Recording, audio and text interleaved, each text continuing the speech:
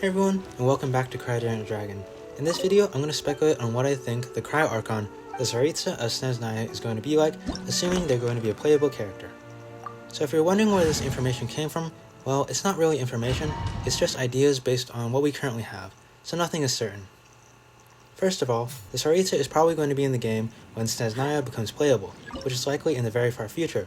Because of this, as I said, nothing is certain, so keep that in mind. Anyways, let's get into what I think this character could be like. So let's start with something obvious. The Tsaritsa is the Cryo Archon, so they'll probably be a Cryo character, right? Pretty obvious. Next, let's move on to a connection with the name Tsaritsa.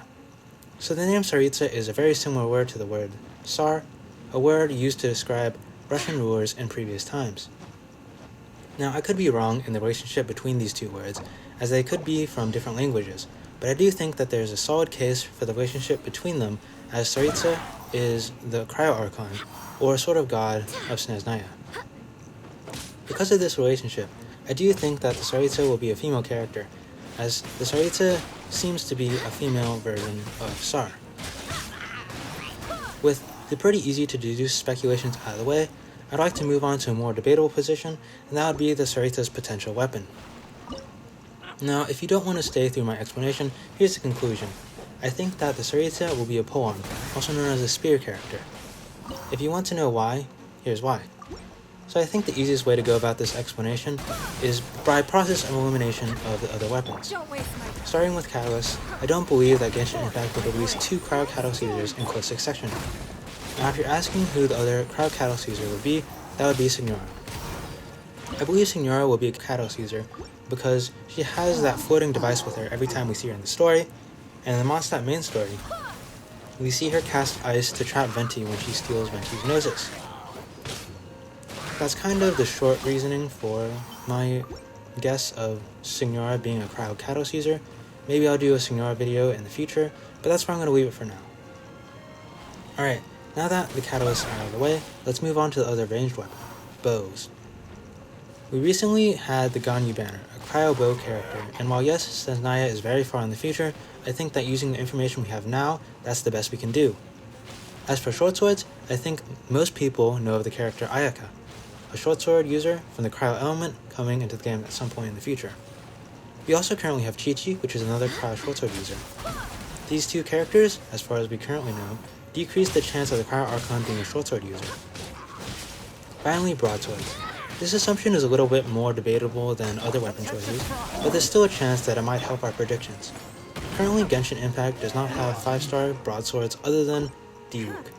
Because of this, I think fairly soon there will be a new 5-star broadsword user, and who's to say that they won't be a Cryo character. As I said, this one's a little bit less supported, but there's still something there. For these reasons, I think that there's a good chance that with what we know now, that the Cryo Archon will be a spear user. I think that these are most of the things that we conclude now with what we know. So why did I decide to speculate on this character? Well, Snezhnaya is in the far future, and for those of us that are free-to-play or low-spending players, it is unlikely that we will get any current limited characters to Constellation 6. I've done the worst-case scenario calculations, which is getting the character at wish 90 and failing every 50-50. And you need a total of 201,600 Primogems. This comes from 160 Primogems per wish and 14 5-stars needed because of the fact that you need 7 characters to get a full character to Constellation 6, 1 for the unlock and 6 for the constellations. These numbers are insane, but that's worst case scenario, and people will probably be more lucky than that. Unfortunately, I've failed every 50-50 that I've encountered, so probably not me.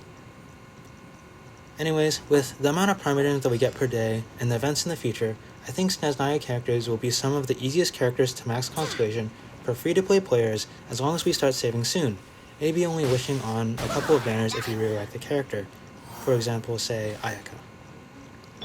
Anyways, that'll do it for this video. I hope you enjoyed my speculations. If you have any comments, feel free to leave them and I'll work on reading them as soon as I see them. And yeah, thanks for watching, and I hope I'll see you in the next video.